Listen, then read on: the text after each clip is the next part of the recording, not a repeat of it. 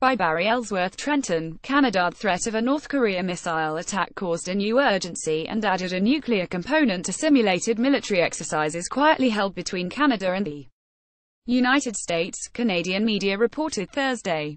Canada and the US held a joint drill last spring in the Canadian provinces of Ontario and Nova Scotia that included Canadian and American helicopters. The Canadian component was in conjunction with a larger American drill that simulated a nuclear attack on New York City. The exercise was called Gotham Shield. The exercises featured worst-case nuclear attack scenarios on both sides of the border.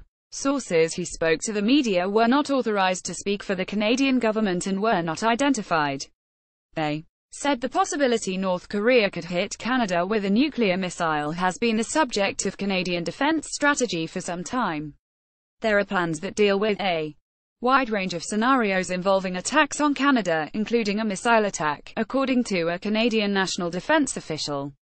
Prime Minister Justin Trudeau admitted during a recent visit to the province of Prince Edward Island that the missile threat exists, but that Canada would not be a primary target. There are potential challenges for intercontinental ballistic missiles from North Korea passing over Canadian territory, he said during a town hall meeting. Asked Wednesday about what the response would be if a missile were to be directed at Canada, Defense Minister Harjit Sajjan acknowledged the North Korea problem. When it comes to any type of foreign threats, we take them extremely seriously. We've been looking at North Korea right from the beginning, he said. I am very mindful of the country's missile testing that they have been doing. There is a generally held belief that the US would shoot down a missile headed to a large Canadian city such as Toronto.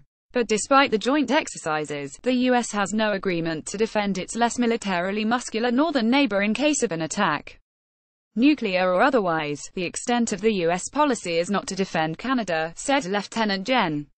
Pierre Stamond, the highest-ranking Canadian officer in the North American Aerospace Command NORAD, a joint military organization of the US and Canada. Stamond made the remark in September.